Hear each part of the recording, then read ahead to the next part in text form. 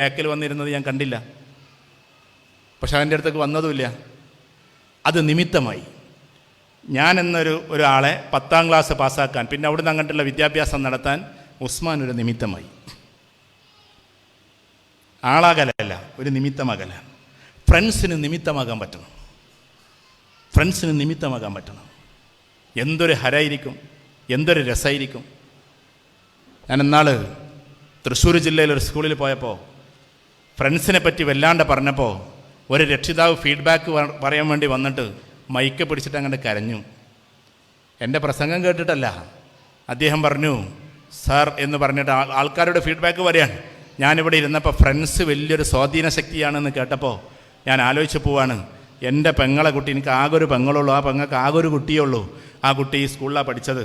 അവനൊരു ദിവസം ആക്സിഡൻ്റായി, ആകെ കോമയിലേക്ക് പോയി. ഇയാൾ അധികം പ്രസംഗിക്കാനൊന്നും അറിയില്ല, പെട്ടെന്ന് പറഞ്ഞിരിക്കുകയാണ്. അങ്ങനെ അവനൊന്ന് തിരിച്ചു കൊണ്ടുവരാൻ വേണ്ടി അവൻ്റെ ഫ്രണ്ട്സ് എത്ര മെനക്കെട്ടു. ഇയാൾ പറയാണ്, ഒരുപാട് ബില്ലായി ആശുപത്രിയിൽ, ഞങ്ങൾക്കതൊന്നും കൊടുക്കാൻ കഴിവില്ല. പക്ഷെ അവൻ്റെ കൂട്ടുകാരെല്ലാവരും കൂടി ആ ബില്ല് മൊത്തത്തിൽ ആ കുട്ടികളടച്ചു. 1000-ഉം 2000-ഉം പിരിച്ചിട്ട് ആക്സിഡൻറ്റിൽ നിന്ന് എൻ്റെ പെങ്ങളെ കുട്ടിയെ തിരിച്ചു കൊണ്ടുവന്ന അവൻ്റെ ഫ്രണ്ട്സാണ്.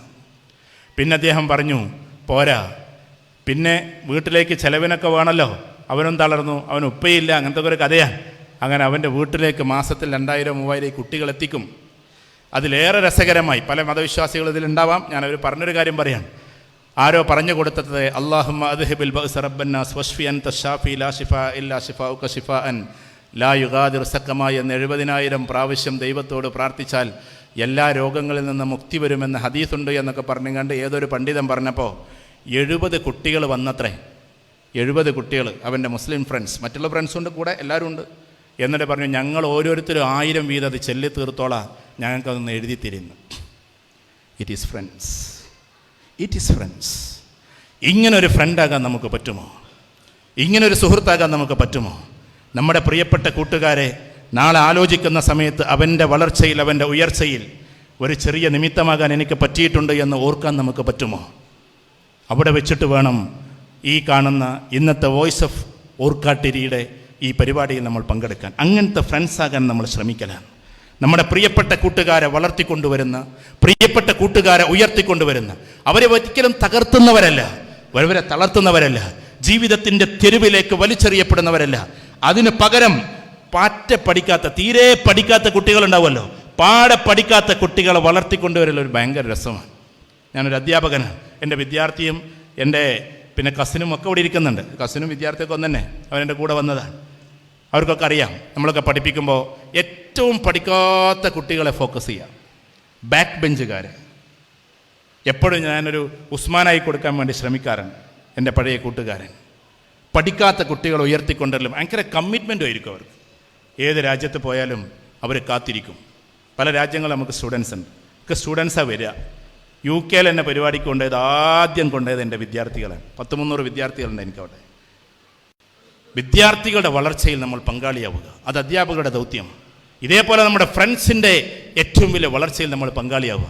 ആ ഒരു പങ്കാളിത്തമാണ് ഇന്ന് വോയിസ് ഓഫ് ഓർക്കാട്രി ഏറ്റെടുത്തിട്ടുള്ളത്. നിങ്ങൾ വളർന്ന് വലുതായി എവിടെയെങ്കിലും എത്തുമ്പോൾ ഇങ്ങനെയൊക്കെ വളർന്നു വരുന്നതിന് അവരും ഒരു നിമിത്തമായിട്ടുണ്ട് എന്ന് പറയുമ്പോൾ അവർ സാർത്ഥകമായി, അവർ യഥാർത്ഥത്തിൽ അവർ ഉദ്ദേശിച്ചതെന്തോ ആ നിർവൃതിയിലേക്ക് അവർ എത്തി. ഇവിടെ വെച്ചുകൊണ്ട് നമ്മൾ പരീക്ഷയെ മുമ്പിൽ വെച്ചുകൊണ്ട്, ഇവിടെ ഈ പ്രാവശ്യം 10ാം ക്ലാസ് എഴുതുന്ന കുട്ടികൾ ആരൊക്കെയുണ്ട്? ഒന്ന് എഴുന്നേറ്റ് നിന്നാട്ടെ, please stand up there. 10th എഴുതുന്ന കുട്ടികൾ, +2 +1 എഴുതുന്നവർ എഴുന്നേറ്റൊന്ന്. അല്ല, നിങ്ങൾ ഇരിക്കല്ലേ, നിങ്ങൾ എഴുന്നേറ്റാവണം. ഒരു മിനിറ്റ് നിന്നോ മോനെ. എല്ലാവരും +1 +2കാരൊക്കെ ഒന്ന് എഴുന്നേറ്റേ. അങ്ങോട്ട് എഴുന്നേറ്റോ, ആരും ഒളിഞ്ഞിരിക്കൊന്നും വേണ്ട, അത് നല്ലൊരു രസമല്ലേ. Okay, right. വേറെ ഡിഗ്രിക്കാരെങ്കിലും ഉണ്ടോ? ഒന്ന് എഴുന്നേറ്റ് നിന്നിട്ട്. ഡിഗ്രിക്ക് പഠിക്കുന്നവരോ ആരെങ്കിലുമൊക്കെ എഴുന്നേറ്റോ. ഡിഗ്രി എന്ന് പറഞ്ഞാൽ പ്രൊഫഷണലും പെട്ട്, പ്രൊഫഷണൽ എഡ്യൂക്കേഷന് പോകുന്നവർ, മെഡിസിന്, എഞ്ചിനീയറിങ്ങിന് ഒക്കെ പോകുന്നവരൊന്ന് എഴുന്നേറ്റാട്ടെ. അതും ഡിഗ്രിയാണ്. കുറച്ച് കുട്ടികളൊക്കെ ഉണ്ട്. ശരി, ഓക്കെ. PGക്ക് പോകുന്ന കുട്ടിക്കാർ, അതൊരു രസമാണല്ലോ. ഡിഗ്രിയും കഴിഞ്ഞ് PGക്ക് പോണവർ, അവരുണ്ട്. ഇവർക്ക് വേണ്ടി ഒന്നൊന്ന് കൈയടിച്ചു കൊടുത്താട്ടെ, കാരണം ഒരു ഡിഗ്രിയും കഴിഞ്ഞ് താണ്ടാണ്. റൈറ്റ്. മറ്റവർക്ക് കയ്യടി ഇല്ലാത്തതല്ല കേട്ടോ, എന്നാലും നമുക്കൊരു മാതൃകയാണ് PGക്കൊക്കെ പോകുന്ന കുട്ടികൾ. ഏതായിരുന്നാലും പ്രിയപ്പെട്ട മക്കളെ, എൻ്റെ പ്രിയപ്പെട്ട ഡിഗ്രിക്കാരെ, PGക്കാരെ, എല്ലാവരോടും എനിക്ക് പറയാനുള്ളത്, 5ാമത്തെ ബർത്ത് അത് സ്പിരിച്വൽ ബർത്താണ്. ആത്മീയപരമായ ഒരു ജീവിതത്തിലേക്കുള്ള ഒരു വല്ലാത്ത ചുവടുവെപ്പാണ്. തുടക്കം മുതലേ നമുക്ക് വേണം. അതുണ്ടാകുമ്പോഴാണ് എല്ലാ മനുഷ്യരെയും ഒന്നായി കാണാൻ പറ്റുക. ഗാന്ധിജി ഹൈന്ദവനെയും മുസ്ലിമിനെയും ക്രിസ്ത്യാനിയെയും സിഖിനെയും പാസിയെയും അതേപോലെ കൺഫ്യൂഷനെയും നെഗോർസിയെയും എല്ലാം ഒന്നിൽ കണ്ടത് അദ്ദേഹത്തിൻ്റെ ഒരു സ്പിരിച്വാലിറ്റിയാണ്. ഓരോ ആളുകളും അങ്ങനെയാണ്. അവനവൻ്റെ സ്പിരിച്വൽ ബർത്ത് നടത്തുമ്പോൾ അവൻ്റെ കണ്ണ് മറ്റൊന്നായി തുറക്കും. അവൻ്റെ ആത്മാവിൻ്റെ കണ്ണ് തുറക്കുമ്പോൾ ഒരുപാട് കാഴ്ചപ്പാടുകൾ അവനുണ്ടാകും. അപ്പോൾ ആദ്യത്തെ ബർത്ത് സെല്ലുലാർ, അത് കഴിഞ്ഞാൽ പിന്നെ ബയോളജിക്കൽ, അത് കഴിഞ്ഞാൽ പിന്നെ സൈക്കോളജിക്കൽ, അത് കഴിഞ്ഞാൽ പിന്നെ സോഷ്യൽ ബർത്ത്, അത് കഴിഞ്ഞാൽ പിന്നെ spiritual birth. These are the birth. ഇതാണ് നമ്മളെ സംബന്ധിച്ചിടത്തോളം ഓരോ ജന്മങ്ങളും. എല്ലാ സമയത്തും പെർഫെക്റ്റ് ആകണം. അതിൽ ആദ്യത്തെ 3 പെർഫെക്റ്റ് ആകണമെങ്കിൽ രക്ഷിതാക്കളുടെ പങ്ക് 80% ആണ്. സെല്ലുലാർ ബർത്തിലും ബയോളജിക്കൽ ബർത്തിലും സൈക്കോളജിക്കൽ ബർത്തിലും 80% പങ്ക് നമ്മൾ രക്ഷിതാക്കൾക്കാണ്.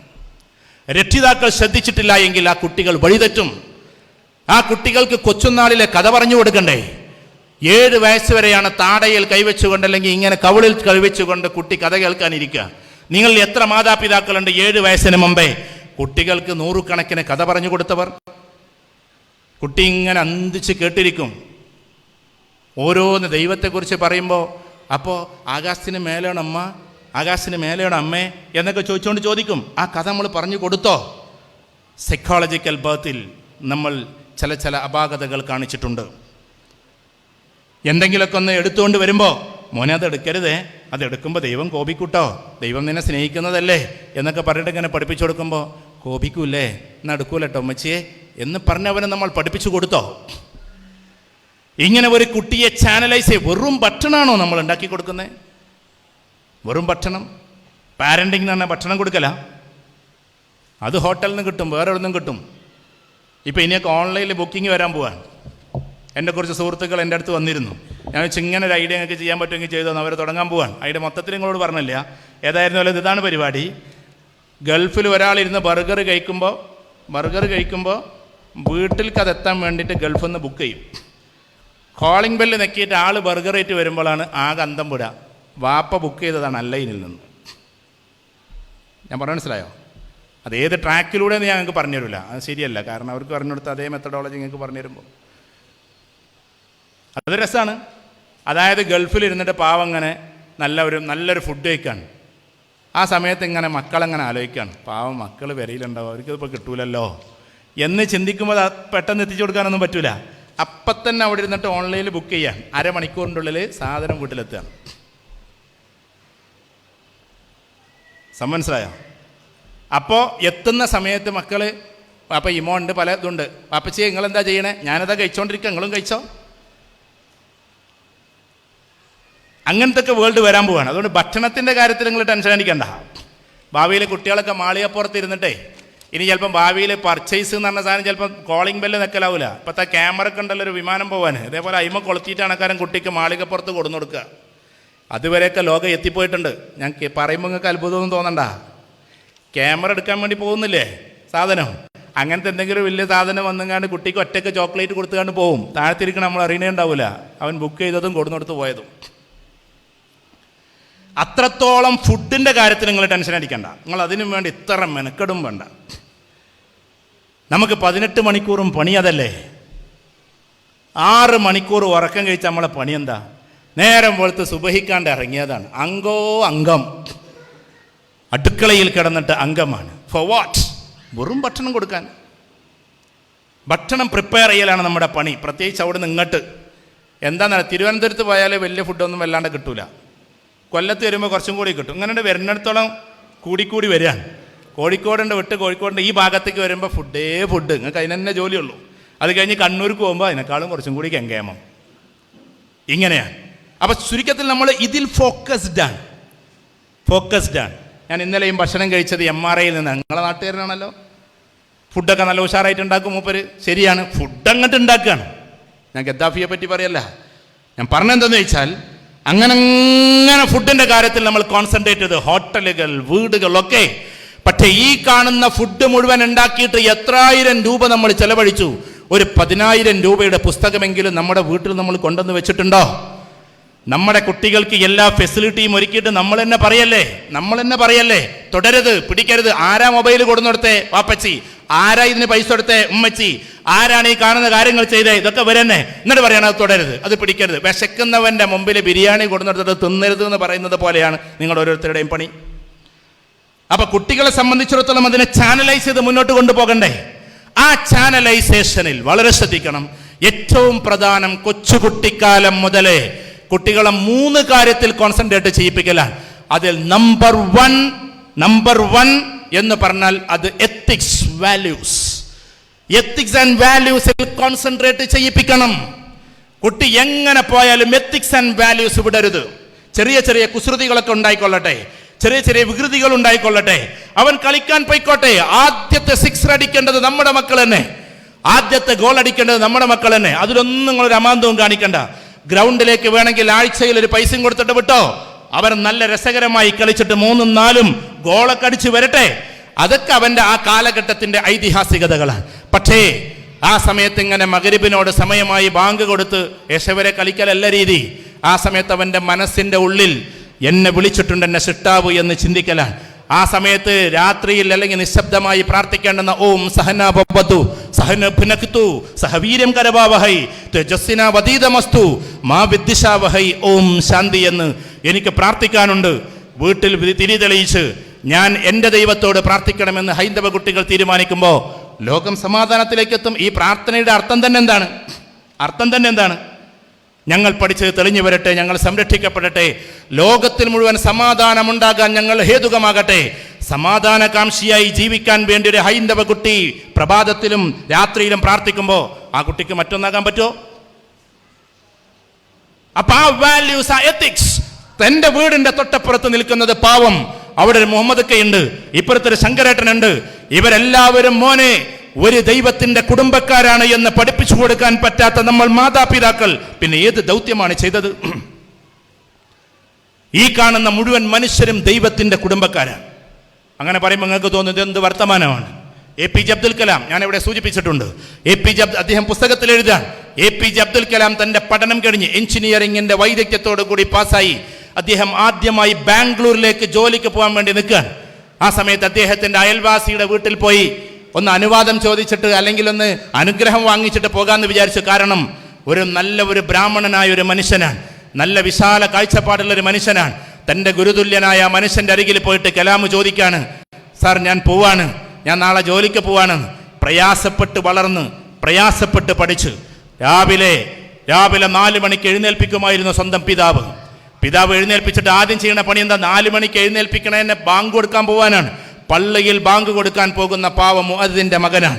അത് കഴിഞ്ഞ് പള്ളിയിൽ നിസ്കാരം കഴിഞ്ഞാൽ തോണിയുന്തി കൊടുക്കാൻ പോകണം കടലോര പ്രദേശത്തേക്ക്.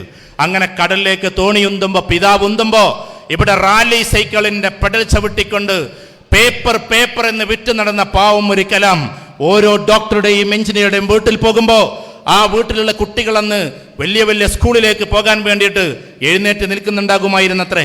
കലാം പറയാണ്, എൻ്റെ ഉപ്പക്ക് ഫീസ് അടക്കാൻ കഴിയായിരുന്നില്ല, അതുകൊണ്ട് ഉന്നതമായ സ്കൂളിലേക്കൊന്നും എനിക്ക് പോകാൻ പറ്റിയില്ല.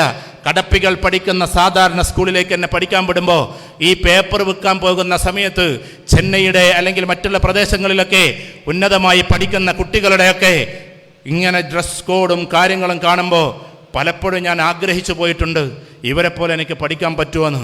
അങ്ങനെ ഇദ്ദേഹം പറയാണ്, എപ്പോഴും ഇത് കൊണ്ടുപോയിടുമ്പോഴേക്ക് എൻ്റെ മനസ്സിലൊരു പദമുണ്ടായിരുന്നു, ഐ ഹാവ് എ ഡ്രീം, എനിക്കൊരു സ്വപ്നമുണ്ട് എന്ന്. എന്നിട്ട് APJ അബ്ദുൽ കലാം എഴുതി വെക്കുന്നുണ്ട്, എനിക്ക് ഒരുപാട് താങ്ക്സ് ഉണ്ട് മിസ്റ്റർ എന്ന് പറഞ്ഞുകൊണ്ട്, ഹോണറബിൾ എന്ന് പറഞ്ഞുകൊണ്ട് പറയുന്നത് മാർട്ടിൻ ലൂതർ കിങ്ങിനെയാണ്. അങ്ങയുടെ ആ വാക്കിനെ ഞാൻ നെഞ്ചിൽ ചേർത്തിട്ടുണ്ടായിരുന്നു. I have a dream. Martin Luther കിങ്ങിന്റെ തന്റെ ഏകദേശം 32 മിനിറ്റ് നീണ്ടു നിൽക്കുന്ന പ്രസംഗത്തിൽ 13 തവണയോളം അദ്ദേഹം പറയുന്ന വാക്കാണ് I have a dream, I have a dream, I have a dream. എന്തൊക്കെയായിരുന്നു ആ സ്വപ്നങ്ങൾ? കറുത്തവനും വെളുത്തവനും ഒരുമിച്ച് തോളോട് തോളുരുമ്മി പോകുന്ന ഒരു കാലഘട്ടത്തിന് ഞാൻ സ്വപ്നം കാണുന്നു. Then I have a dream.